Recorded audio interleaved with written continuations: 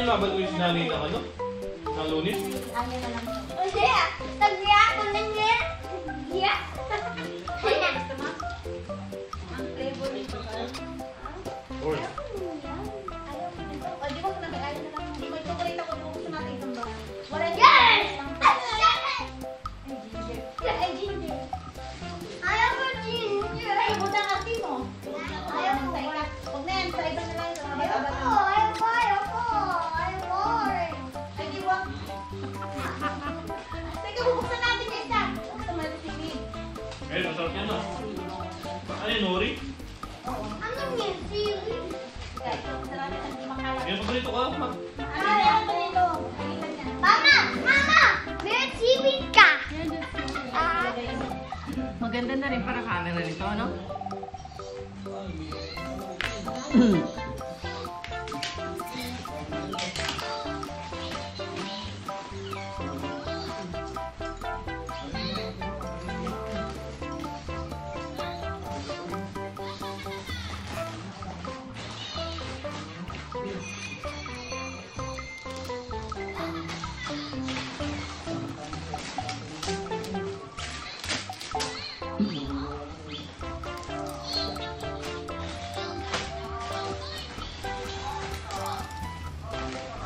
Pa, kasi usong-uso dito.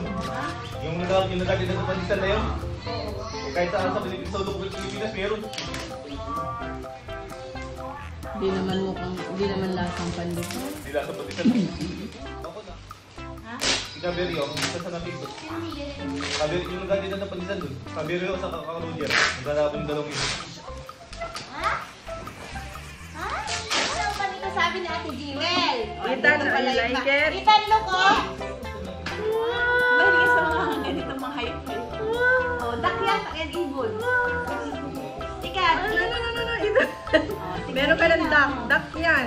Favorite mo yan, duck yan, di ba? Kaya kunin mo na lahat yan. Dami pa lang pasalubong sa iyo, tita. Hindi ko na alam to. What did you say? Thank you. Ay, Mama, can you open? ay, ang ganda nito. Ethan, gusto ko ito.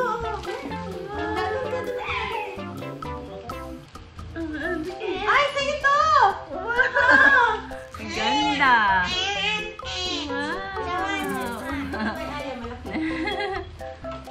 Let's see. Thank you, Auntie Jewel. I want to open. Thank you. Sino? Si Auntie Jewel. Yeah, kaya Ate Jewel. Oh no. Mga yung bata na pag pumasok rin, magkakirot, magmayos.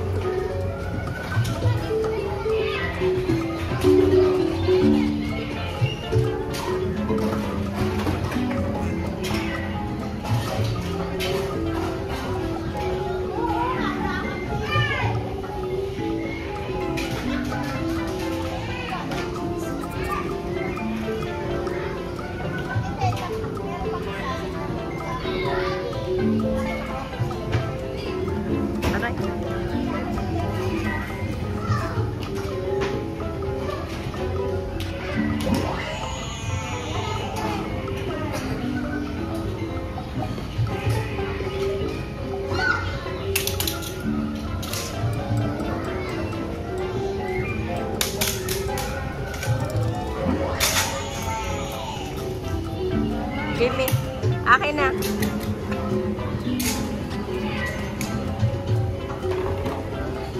Thank you. Ay. Thank you, Ethan. Thank for $10. Thank you.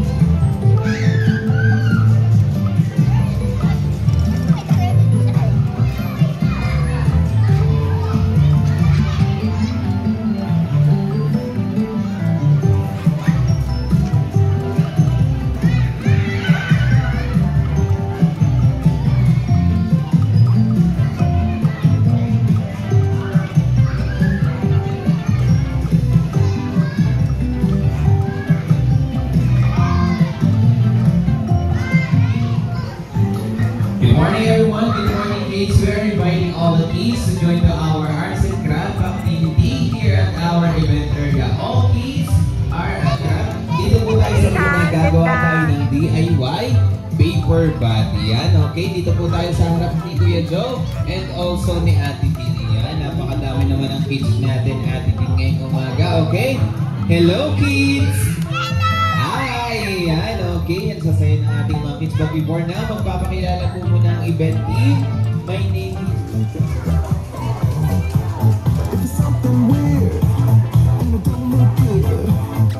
Yan, okay. Dahil dyan, gagawa na po tayo ng DIY flying paper bat. Okay, muna mag-o-open ng ating paper bats. Sabay-sabay po tayo mag-o-open. Okay, hands up daw po muna, kids. Hands up muna. Yan, okay. Very good. Lahat po ay may materials na nagagamitin. Okay, tuturuan kayo ni Ate Dean kung paano gumawa ng flying paper bat. Una daw po ang kukunin nyo po muna ay yung paper bat. Yung color black daw po muna, sabi ni Ate Dean. Yan, okay. Remove muna natin. And then, meron po kayo dyan nakikita double-sided tape. May eyes. Okay, kukunin muna natin yung eyes, yung mata po. At hindi nasal po ang mata ng yung flying paper bat. Okay, pakita ko sa ating mga kids. Yun daw po, kids. And then, after no, lalagyan daw po natin ng base.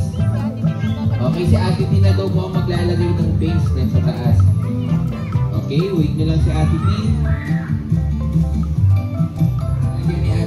Okay, kapag nalagyan na ng base ni Ate T, lalagay nyo naman ngayon ng eyes. Okay, ilagay nyo na yung mga mata ng ating flying paper bat. Ayan, okay. Lahat po ba ay may eyes na ang flying paper bat? Patingin nga po kung may eyes na po ang ating mga flying paper bat. Ayan, very good. Meron na po lahat, Ate T. Okay, Ate T, ano ang next step ng iyong flying paper bat?